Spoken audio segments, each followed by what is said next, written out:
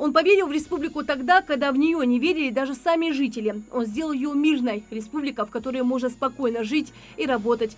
Благодаря правильному курсу Евкурова за 9 лет Ингушетия стала передовым субъектом. Сегодня регион так же, как и много лет назад, часто попадает в сводку новостей. Правда, сюжеты уже другие. За время пребывания и по сей день на посту главы Ингушетии Юнусбека Евкурова на новый уровень вышли социальное, культурное и спортивное направления в регионе. В рамках федеральной целевой программы в республике построено и функционирует 70 важнейших объектов, что отметил и президент страны в рамках рабочей поездки в Ингушетию. Отмечу, что за последние годы по ряду показателей в регионе добились неплохих результатов.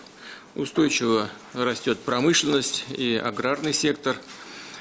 Исполнились мечты сотен жителей республики заниматься спортом, получать, не выезжая за пределы региона, квалифицированную медицинскую помощь и качественное образование. Промышленные предприятия, новые школы, спортивные комплексы, перинатальный центр, детская больница, онкодиспансер, строительство которых действительно стало большим подарком для региона. Помимо прочего, построено немало физкультурно-оздоровительных комплексов. К примеру, новый и единственный ФОК в Алиюрте, строительство которого было просто необходимо. Естественно, все рады, это и не обсуждается, все очень довольны. Некоторых переполняют эмоции настолько, что они не могут, допустим, высказаться. Почему? Я их понимаю, потому что в их время этого не было. Сегодня у нас это есть, и сегодня мы можем расти, мы можем развиваться в разных направлениях. И действительно, сегодня республика процветает, а ведь недавно все было иначе. Жители вспоминают о тяжелых временах с неохотой. Для многих просто выйти из дома, отдохнуть с семьей в позднее время было целым испытанием. Постоянная стрельба, нападения, неспокойная обстановка в регионе. В сегодняшнем, настоящем за жизнь своих детей и за себя уже не боишься.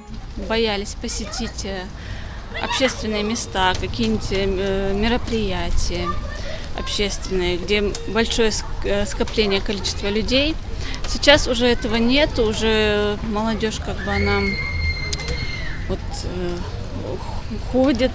Да, вот у нас кинотеатры, парки, ледовая арена, у нас много чего открывается.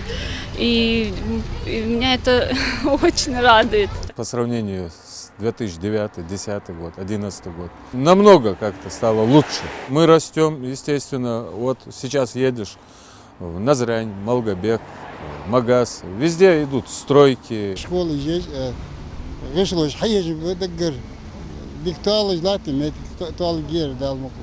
Ингушетия – один из самых молодых субъектов. Несмотря на это, в историю народа вписаны самые разные события – и радостные, и тяжелые. Пройдя через все испытания и сохранив веру в светлое будущее, республика обрела стабильность. Все это благодаря правильному курсу руководства региона и трудолюбивому народу, который поверил и поддержал своего лидера. Рина Цачоева, Новости 24.